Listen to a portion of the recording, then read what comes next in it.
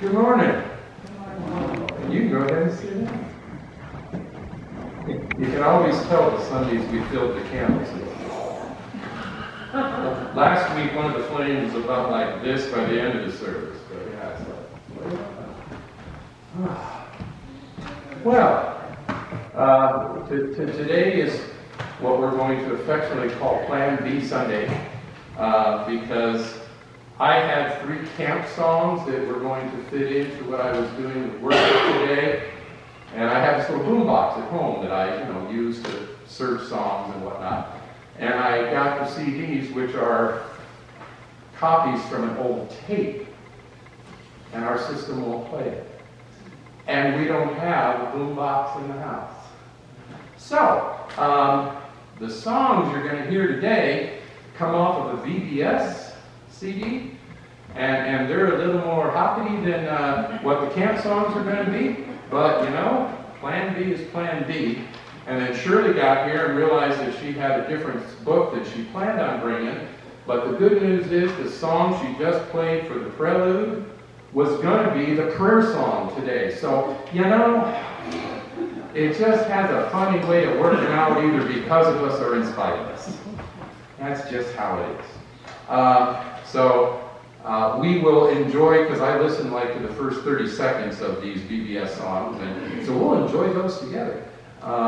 And so make sure Angela sees this, because I know she was really heartbroken when we decided we couldn't do VBS. So let her know music and worship today is 3 VBS songs. So make sure she watches it on YouTube so she can get her VBS music fix. We do still have a few upper rooms in the back, in the entryway there. One little one in addition to this one. And some big print ones. Again, do us no good gathering dust here. So take one home. If you haven't used the daily devotional guide before, I know I get about a half a dozen of them online.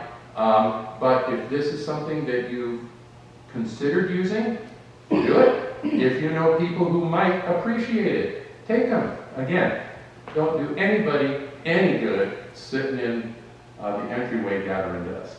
And then, I don't know who last had the Good Grief book. Oh, you got, okay, all right.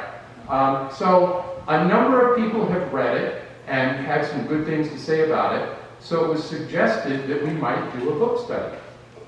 So I've been in the process of going through Amazon and eBay and ordering used copies. The nice thing, because it's a small book, with shipping, I can get a copy of it for under $5. So I have a number of copies in hand, a few more coming. So kind of watch your Facebook and email, because at some point we will do a book study.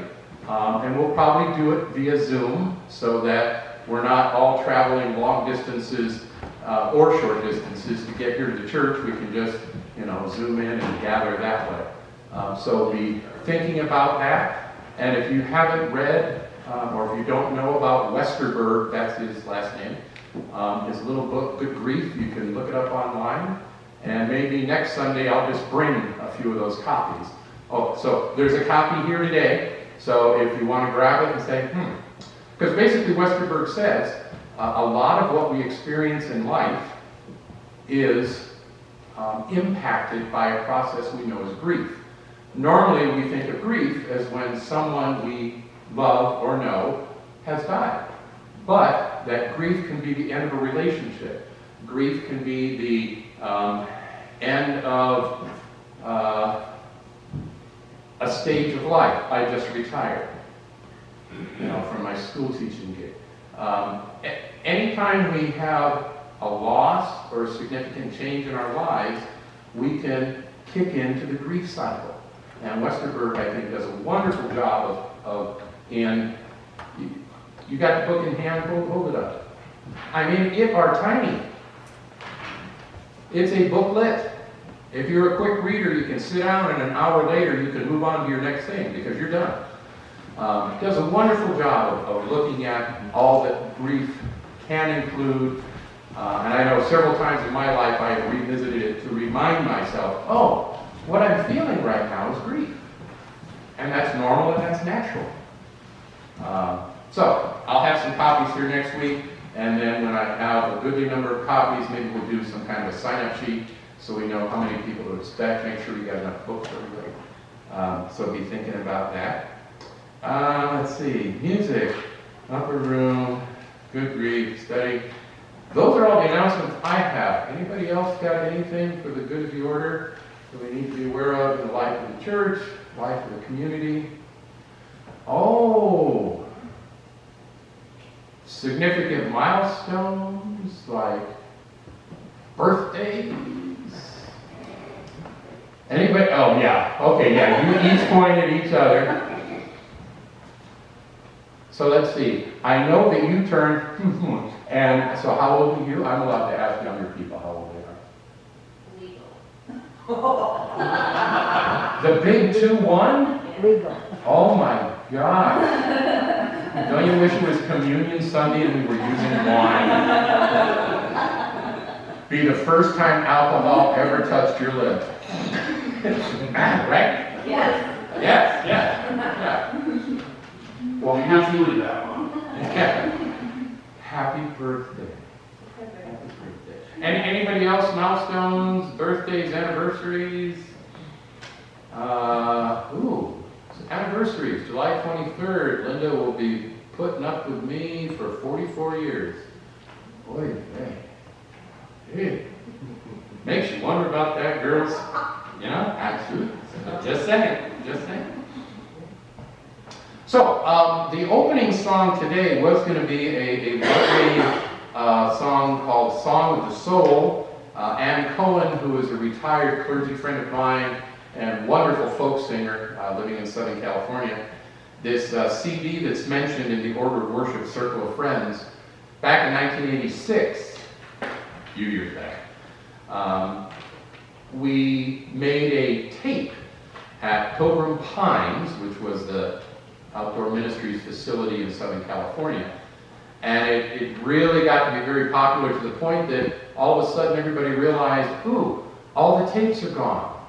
Who has the master? Nobody knew. So luckily somebody found a really clean copy of the tape and they put it off onto CDs, second generation. But older CDs that have been burned sometimes don't play on sound systems, which is what happened this morning. Played at home, but didn't play here. So maybe I'll bring our little boom box and figure out how to use these songs another Sunday. So for our opening song today, as we are in this season of growth, like I said, I don't know, your corn may be ahead of Lynn counties again. That's some mighty tall corn out there. From our VBS CD, it's entitled God Made the World, and feel free to dance. And I'm not dancing down the aisle, no.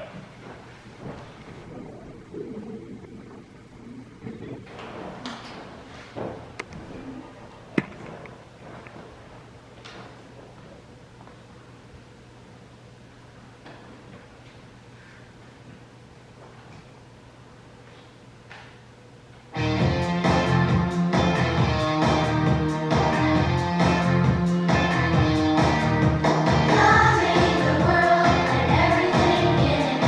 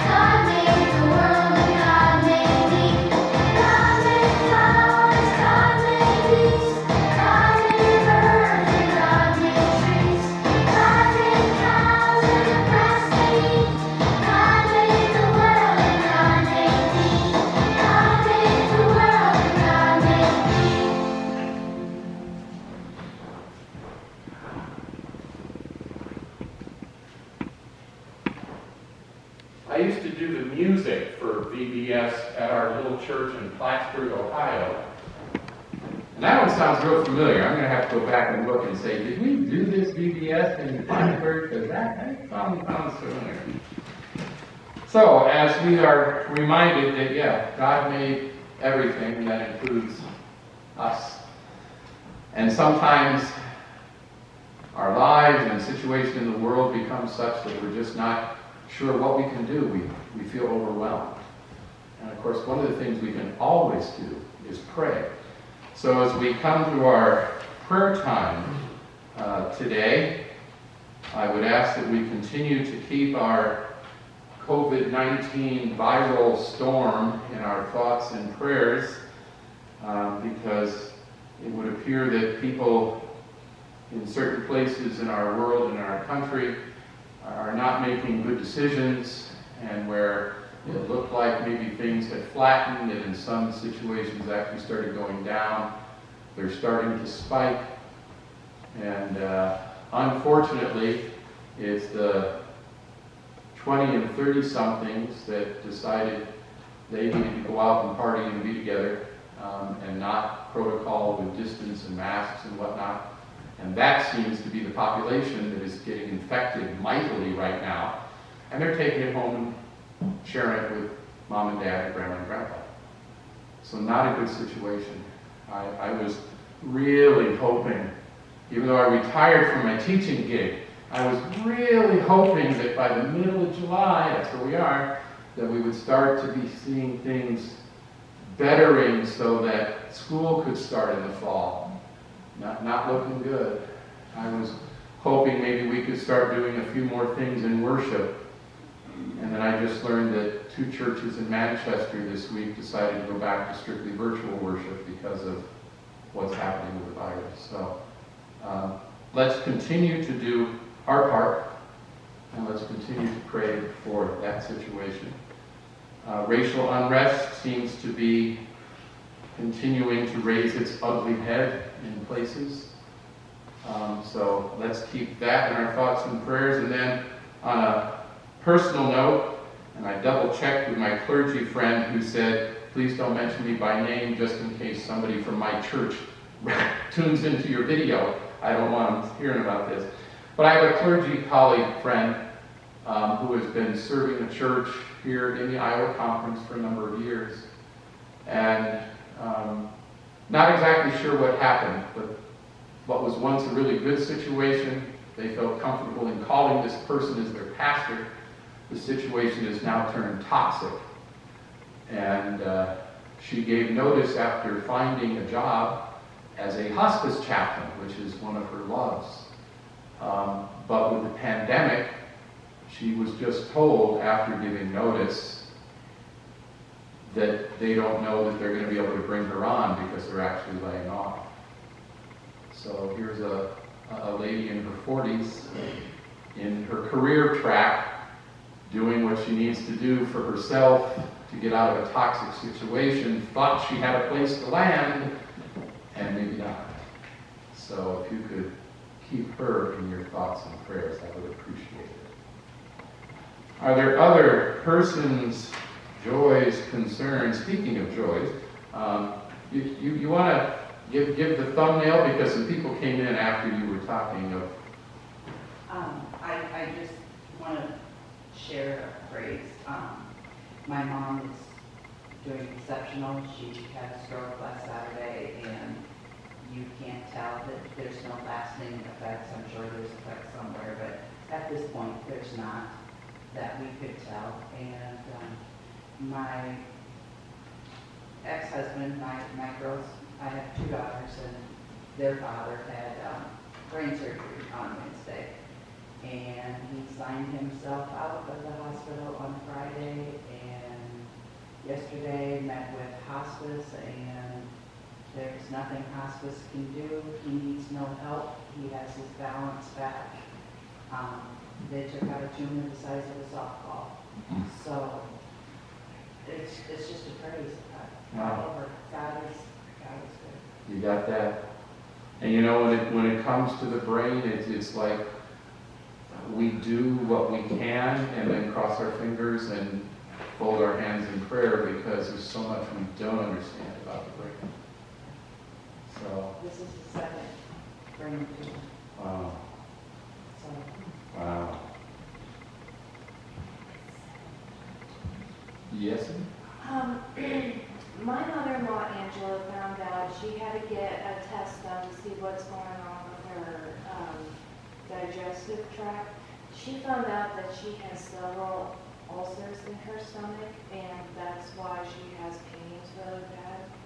And she's also having a lot of pain with her hip. She's got degenerative arthritis, so she's really trying to go and try to do stuff, but she's still in a lot of pain, so keep her in prayers. And our neighbor, Mitch's mother, who had the gallbladder out, is in hospice, and she is really, really sad, but she's trying to keep a happy face, but prayers for a peaceful passing.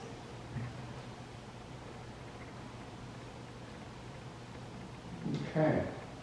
So Angela with her digestive tract and arthritis, a lot of pain, still a lot of questions from the last thing I saw from her that, still trying to figure out all that is going on and what might be done so that it improves significantly. And then for the neighbor who had the gallbladder surgery that we prayed for, who was on hospice, asking for a peaceful passing. Others.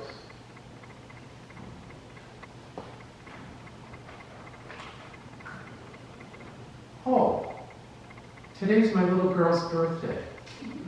So in case Jennifer watches this, I ratted out my sister. So my baby, who's 38 today,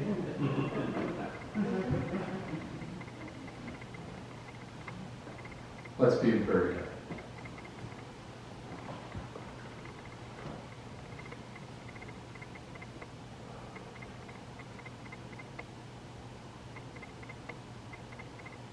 Creator God, creating still. In this world in which we live, full of so many blessings, doesn't mean that we aren't going to face some struggles at times. And even when we sit down and we look, that the blessings far outnumber the challenges. The challenges really have a way of grabbing us, pulling us down. Even to the point where we just feel like there's nothing I can do. There's just too much going on. At those times especially, help us to remember one thing we can always do is pray. We can always come to you looking for guidance, knowing that in all situations, we can count on you to do your part. But what's our part? How do we become your hands, your eyes, your mouth here in the world to bring about those things that would be pleasing to you? And that always means in our best interest. And so as we come to prayer today, we do lift those to you that we know of that are struggling in body and mind and spirit, asking that you be especially close to them. Those who have experienced illness, we thank you for recovery and healing. For those who are still trying to figure out what can be done, we ask for patience and courage and determination. And for those who know that their life's journey is nearing an end, we ask for peaceful passing and give thanks for a life well lived.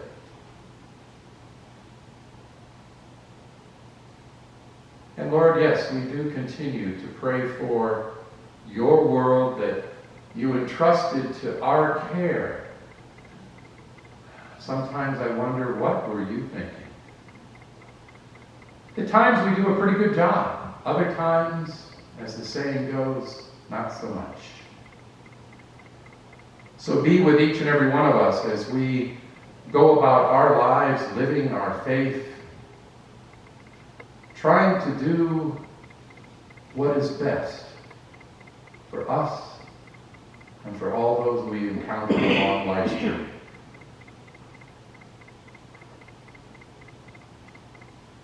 And now in a moment of quiet, we would each bring before you those personal prayer concerns that we feel most deeply in our own hearts and minds this day.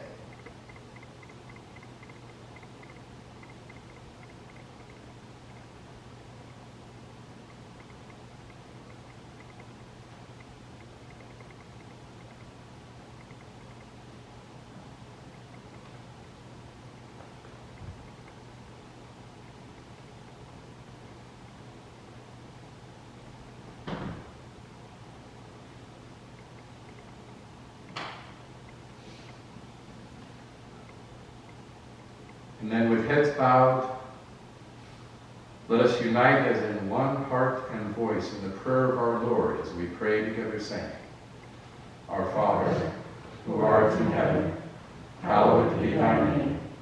Thy kingdom come, thy will be done, on earth as it is in heaven.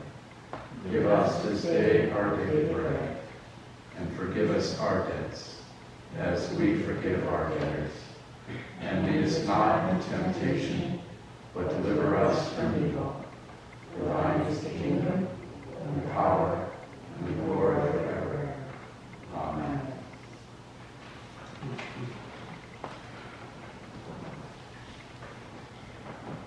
Our first song today is Lead a Life of Love. That'd be a good sermon title, wouldn't it?